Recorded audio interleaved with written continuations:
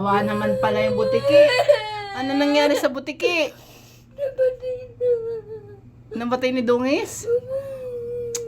Kawawa naman pala. Bilang ito ng bagong butiki. Bakit? Hinatay ni Dungis? Anong nangyari? Tayo ka. Ano nangyari? Paliwanag mo kay mama. Ano nangyari?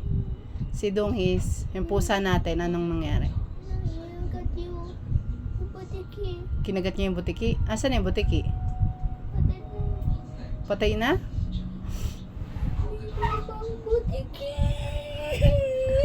Alaga ni Papa Jesus yun, di ba? Yung butiki. Ha? Bili kita bago butiki? Di ba pinagpe-pray kay Papa Jesus yun? Magpe-pray. Pag nag-pray tayo kay Papa Jesus ng bagong butiki, anong gagawin ni Dungis? Papatayin niya uli. Putol buntot? Naputol? Tingin nga. Kawawa yung butiki. Tayo ka. Anong mo? Nalulungkot ka? Ba't ka umiyak? Maawa ka sa butiki. Ha? Love mo yung butiki? Ano ba ginawa ni butiki sa'yo? Anong ginawa sa'yo? Ha? Halika dito. Ano? Ah? Mahal mo si butiki? Sobra? Sobrang mahal mo? Pinatay siya ni Dungis. Anong gagawin natin? Nahuli siya eh. Hindi tayo bago butiki. Hindi tayo bagong butiki. Makakabili ng bagong butiki. Laruan lang. Yung tunay. Si Lord, si Papa Jesus nag-alaga. Ano? Hingi ka kay Papa Jesus sa Christmas. Ha?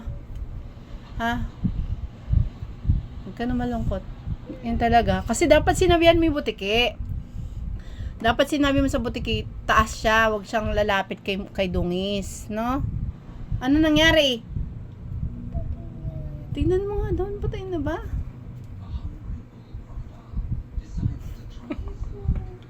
Ha? Patay na? Hindi na gumagalaw? Ha? Ilan? Isa lang? Ba't kumiyak?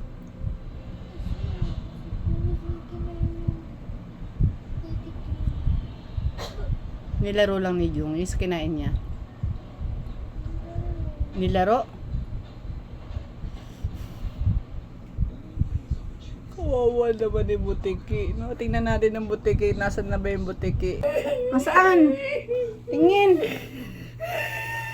Ito? Kawawa naman pala yung butiki. Ano nangyari sa butiki?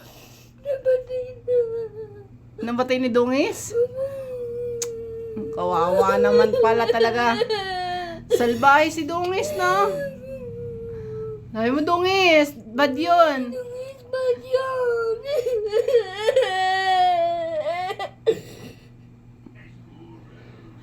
Okay, huwag na umiyak. Yakap na ni Mama.